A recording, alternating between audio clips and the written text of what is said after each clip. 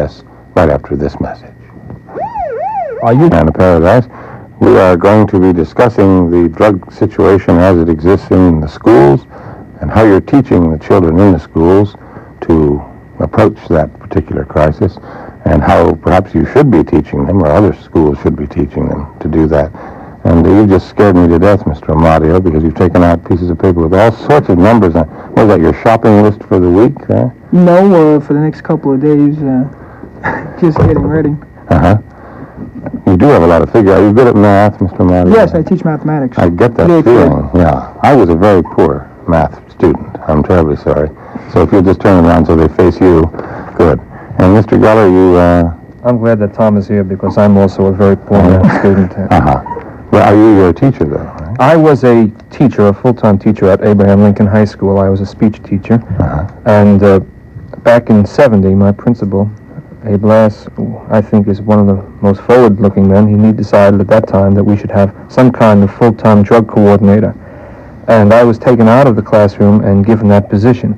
About a year later, the Board of Education SPARK program came into being. Are you familiar with that, Earl? No. The SPARK program is the School Prevention of Addiction through Rehabilitation and Knowledge. That's what the letters mean. Mm-hmm.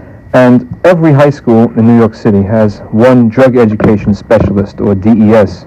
And at Lincoln, that's what my position is. I'm a drug education specialist. And actually, at Lincoln, I'm in charge, as you said before, of all the drug programs. But I work under the aegis of SPARK, which is funded by the state. I see. And it's a full-time situation for you. Full-time job in the school that I had been teaching. How do you spend a normal day functioning in this position? Well, one of the things that most high schools have is a SPARK program, which consists of, in my school, the circle groups.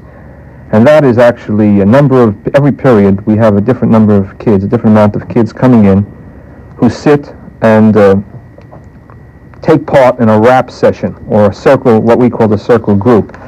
And what happens in these rap sessions are we have the kids talking to each other, reaching out, trying to help each other, trying to solve problems together, a sort of group dynamics kind of thing, where students try to learn trust, try to accept responsibility for their own actions, and exercise control over their own lives. Mm-hmm. And this goes on 4 or 5 periods a day, and then there are other periods during the day which I see kids individually on a one-by-one interviewing system. Kids who have been brought to your attention because they have a problem? Right, grade advisors, deans, etc., who will write me a note and say, somebody here that you might want to talk to, and then we'll go down and we'll interview them, a one-on-one situation. How do you find that kids react who are on drugs when you approach them? Well, one of the things that we have to do in our kind of program, because we are only as we say in the name, rehabilitation, and we are not a punitive kind of program. So that what we can do with a kid, let's say, who is suspected of abusing drugs, is to go down to the individual and say to him, look, I don't know whether or not you are on it or not. You know, I don't expect you to open up to me or to trust me now because we just met. But what I would like you to do is to come up to the room, perhaps sit down with us a while, talk with us a while. We leave the door open for that kid. Now, many times we're able to get the youngster up and we build a relationship. And if I can give you let's say a credo of what our program is about, it's to turn kids on to other kids, turn people on to people and not on to chemicals.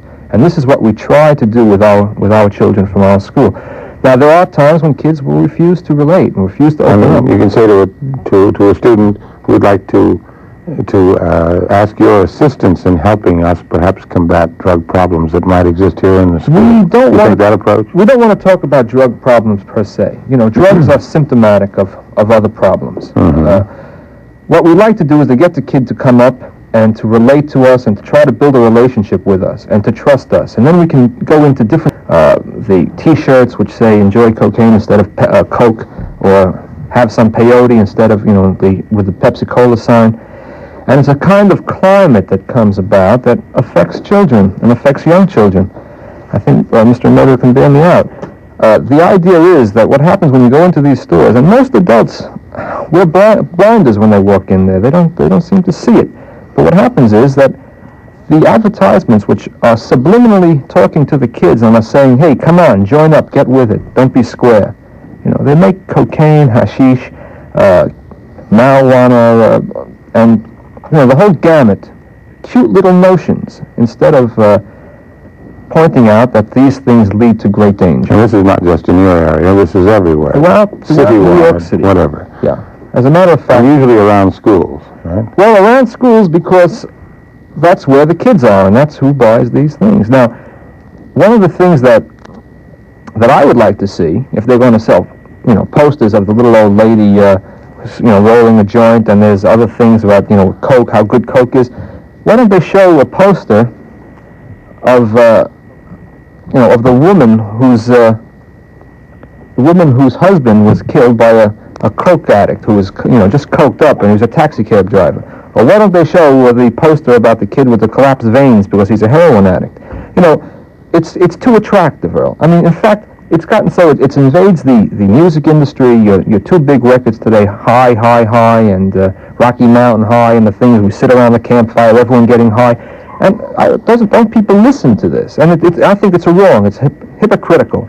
The kids see it, and they buy it. And the little kids, you know, you go into a store with 7, 8-year-olds, and they see these beautifully packaged things. If I had it with me, I would show you how actually attractive